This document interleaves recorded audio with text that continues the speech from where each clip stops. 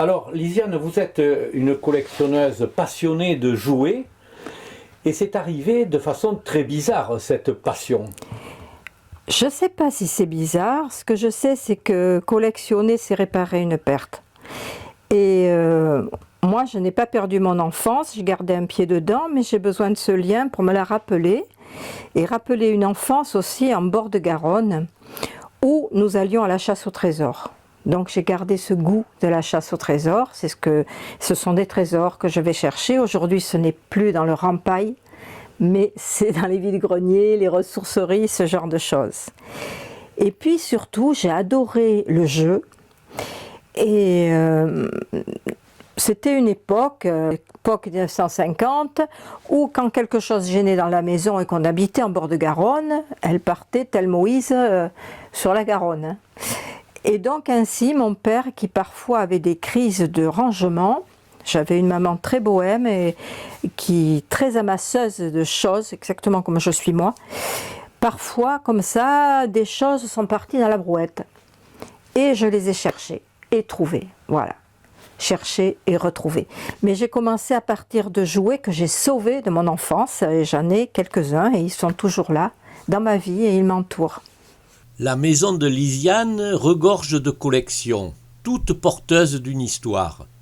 Elle doit se visiter pièce par pièce. En souvenir certainement d'un petit cheval que j'avais eu à la Grosse Cloche, qui était un magasin Cours Victor Hugo. J'avais eu ce cheval en bois avec la charrette et depuis j'ai une passion pour ça. Il faut que je raconte ça.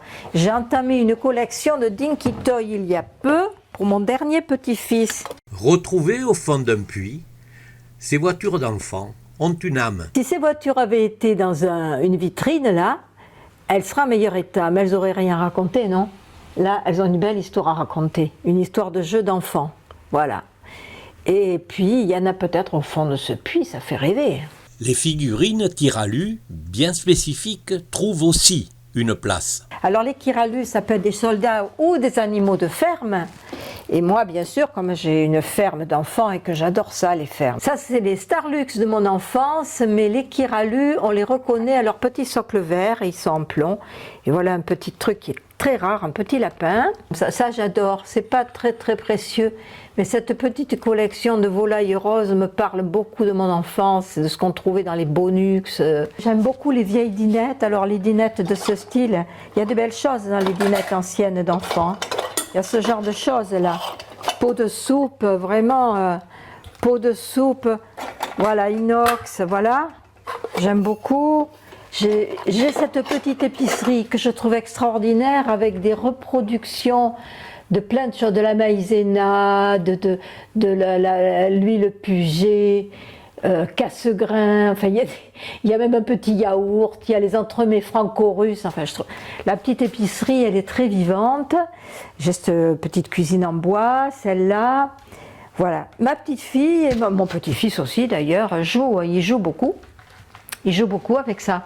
Et ça, ma plus vieille pièce, elle vient de mon enfance, c'est ce qui me reste de ma dinette d'enfant. Lisiane Roland, auteur de livres, vous propose de partager dans un livret sa passion poétique pour sa collection de jouets. Voilà, chaque jouet est représenté, ça c'est un jouet récent, hein. Il n'y a pas que des très vieux jouets. Ça c'est ma ferme d'enfants, voilà. Ça c'est un chien inconnu qu'on m'a donné, que j'ai adopté.